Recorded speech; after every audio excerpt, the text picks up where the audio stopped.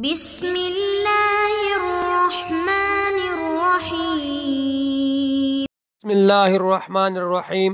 وعن ذر بن حبيش قال أتيت صفوان بن عسال رضي الله تعالى عنه أسأله عن المسح على الخفين، فقال ما جاء بك يا ذر؟ فقلت ابتغاء العلم. فقال إن الملائكة تضع أجنحتها لطالب العلم رزا بما يطلب. فقلت إنه قد حك في صدري المسح على الخفين بعد الغائط والبول، وكنت امرأ من أصحاب النبي صلى الله عليه وسلم، فجئت أسألك هل سمعته يذكر في ذلك شيئا؟ قال نعم، كان يأمرنا إذا كنا سفرا أو مسافرين ألا ننزع خفافنا 3 أيام ولياليهن إلا من جنابة، لكن من غائط وبول ونوم. فقلت هل سمعته يذكر في الهواء شيئا؟ قال نعم، كنا مع رسول الله صلى الله عليه وسلم في سفر، فبينا نحن عنده إذ ناداه أعرابي بصوت له جهوري يا محمد، فأجابه رسول الله صلى الله عليه وسلم نحوا من صوته هاؤم. فقلت له ويحك اغزز من صوتك فإنك عند النبي صلى الله عليه وسلم وقد نهيت عن هذا. فقال والله لا أغضض. قال الأعرابي المرء يحب القوم ولما يلحق بهم قال النبي صلى الله عليه وسلم المرء مع من أحب يوم القيامة. فما زال يحدثنا حتى ذكر بابا من المغرب مسيرة عرضه أو يسير الراكب في عرضه 40 أو 70 عاما. قال سفيان أحد الرواة قبل الشام خلقه الله تعالى يوم خلق السماوات والأرض مفتوحا للتوبة لا يغلق حتى تطلع الشمس منه. رواه الترمذي وغيره وقال حدیث حسن صحیح. عزیز طلبہ اکرام، آپ کے سامنے ایک حدیث پڑھی گئی ہے. گزشتہ سبق میں ہم نے حدیث حسن کی تعریف پڑھی تھی اور توبہ کے حوالے سے یہ بات واضح طور پر معلوم ہوئی کہ غرغرہ کی حالت میں توبہ قبول نہیں ہوگی، جس پر مصنف رحمہ اللہ نے استدلال کے طور پر قرآن کریم کی چند آیتیں لا کر مزید وضاحت فرمایا. آج کا ہمارا سبق نمبر 13 حدیث نمبر 19 کے بارے میں ہوگا. سب سے پہلے حدیث مبارکہ کا ترجمہ کرتے ہیں. ذر بن حبیش رحمہ اللہ کہتے ہیں کہ میں موضوع پر مسح کرنے کے متعلق مسئلہ پوچھنے کے لیے حضرت صفوان بن عسال رضی اللہ تعالی عنہ کی خدمت میں آیا تو انہوں نے فرمایا اے ذر کیسے آنا ہوا؟ میں نے عرض کیا حصول علم کے لیے. تو فرمایا فرشتے طالب علم کی اس طلب پر خوش ہو کر اپنے پر بچھاتے ہیں.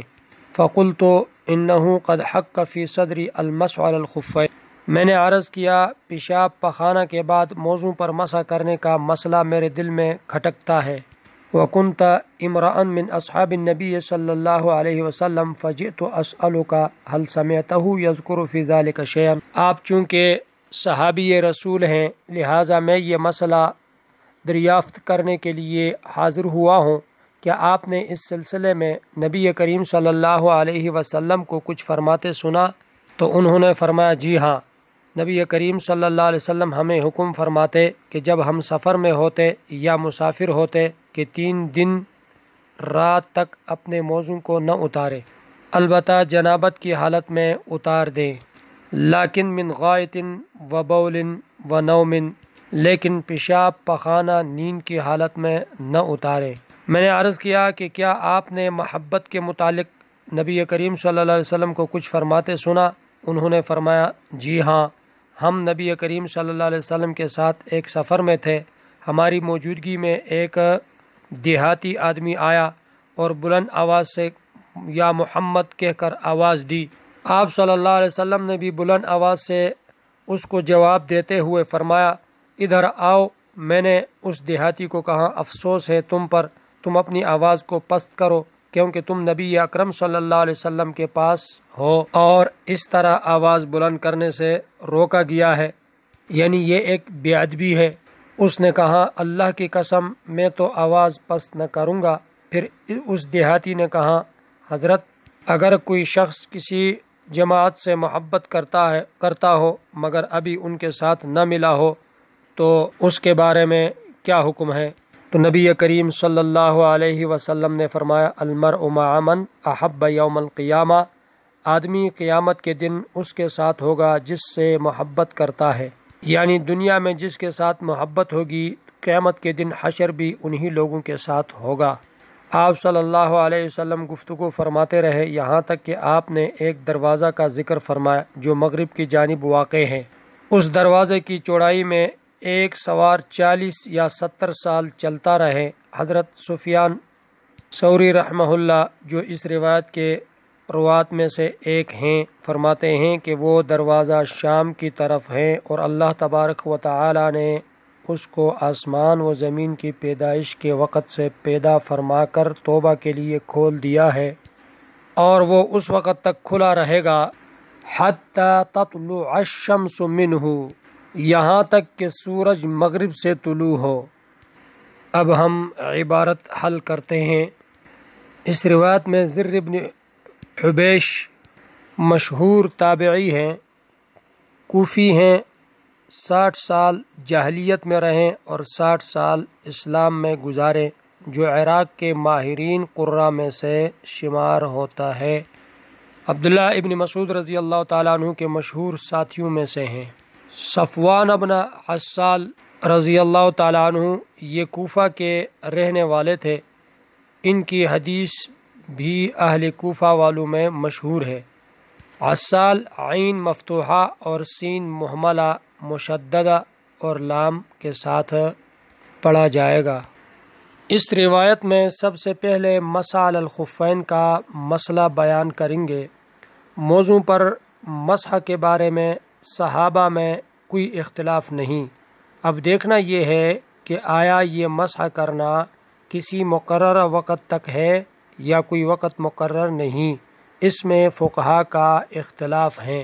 امام مالک رحمہ اللہ کے ہاں کوئی وقت مقرر نہیں۔ ائمہ ثلاثہ، جمہور محدثین اور جمہور صحابہ کے ہاں مسح علی الخفین موقت ہیں، یعنی اس کے لیے وقت مقرر ہیں۔ مقیم کے واسطے 1 دن 1 رات، مسافر کے لیے 3 دن اور 3 راتیں ہیں۔ مسح علی الخفین کے بارے میں دوسری یہ بات بھی ضروری ہے، اس کا جاننا ضروری ہے کہ موضوع پر مسح کی ابتدا کب سے ہوگی۔ تو موضوع پر مسح کی ابتدا طہارت پر پہننے کے بعد من وقت الحدث کا اعتبار ہوگا، یعنی حدث کے بعد سے وقت شروع ہوگا۔ اس طرح اس روایت کے جو الفاظ ہیں ابتغاء العلم فقال ان الملائکۃ تضع اجنحتها لطالب العلم، ابتغاء العلم سے مراد علم حاصل کرنے کے لیے اللہ کی رضامندی کا ہونا ضروری ہے، اور تضع اجنحتها یعنی اللہ تعالیٰ کے نورانی مخلوق فرشتے اپنے پر رکھتے ہیں، یعنی پر بچھاتے ہیں، مراد اس سے اعانت اور کام میں آسانی ہے۔ حق کا فی صدری یعنی میرے دل میں کھٹکتی ہیں، یعنی مجھے شبہ ہے، اس کا مطلب یہ ہے۔ خفافنا یہ خفن کی جمع ہے، اس کا معنی ہے موزہ۔ اس طرح اس روایت سے یہ بھی مسئلہ ثابت ہوا کہ دین کی جس بات میں مشکل پیش آئے اس کے متعلق اہل علم سے ضرور پوچھ لینا چاہیے، جیسے کہ یہاں اس روایت کے اندر یہ تابعی صحابی کے پاس مسئلہ پوچھنے کی غرض سے تشریف لے گئے۔ دوسرا یہ مسئلہ ثابت ہوا کہ موضوع کا مسح پاؤں کے دھونے کے قائم مقام ہوگا، جیسے کہ حدیث میں غائطن اور بولن نوم کے الفاظ موجود ہیں۔ حدث اکبر یعنی جنابت، حیض، نفاس میں موزہ دھونے کے قائم مقام نہیں بن سکتا۔ اس صورت میں پاؤں کو دھونے کے لیے موضوع کا دونوں پاؤں سے اتارنا ضروری ہے۔ اس طرح اس روایت سے یہ بھی معلوم ہوا کہ علماء اور صلحاء کے ساتھ ادب سے پیش آنا چاہیے، یہ حصول علم کا ایک ذریعہ ہے۔ اور یہ بھی مسئلہ ثابت ہوا کہ علم کی مجلس میں آواز آہستہ کرنی چاہیے، اور بلند آواز کے ساتھ کسی کو پکارنا بلانا یہ اس مجلس کی بے ادبی ہے۔ تو عمدہ آداب اور شریعت کے قواعد کو مد نظر رکھنا بھی ضروری ہے۔ اس کے ساتھ ساتھ یہ بھی مسئلہ ثابت ہوا کہ دنیا میں آدمی جس کے ساتھ محبت کرے گا تو قیامت کے دن اس کا حشر بھی انہی لوگوں کے ساتھ ہوگا۔ تعلیم میں اس بات کی طرف ہے کہ دنیا میں ہمیں صلحاء اور دیندار لوگوں کے ساتھ محبت کرنا چاہیے، برے لوگوں کی محفلوں سے اپنے آپ کو بچانا ضروری ہے، اور برے لوگوں سے گہرے قلبی تعلق سے باز رہنا چاہیے۔ اس طرح اس روایت کے جو الفاظ ہیں حتی ذکر بابا من المغرب مسیرۃ عرضہ، جس دروازے کا تذکرہ ہے یہ رحمت سے کنایہ بھی ہو سکتا ہے، اور ممکن ہے کہ واقعہ میں ایسا دروازہ بھی ہو جس کی حقیقت کا علم اللہ ہی کو ہے۔ آج کا ہمارا سبق مکمل ہوا، جس میں ہم نے زر بن حبیش جو مشہور تابعی ہیں ان کے بارے میں ہم نے پڑھا، اسی طرح صفوان بن عسال رضی اللہ تعالی عنہ کے بارے میں ہم نے پڑھا، اور مسح علی الخفین کا مسئلہ بھی بیان کیا گیا کہ مسح علی الخفین کے بارے میں صحابہ میں کوئی اختلاف نہیں، اور مسح علی الخفین کا وقت بیان کیا گیا کہ مقیم کے لیے 1 دن اور 1 رات ہیں، اور مسافر کے لیے 3 دن اور 3 راتیں ہیں۔ اس طرح موضوع پر مسح کی ابتدا کب سے ہوگی تو اس بارے میں ہم نے یہ پڑھی کہ طہارت پر پہننے کے بعد وقت الحدث کا اعتبار ہوگا۔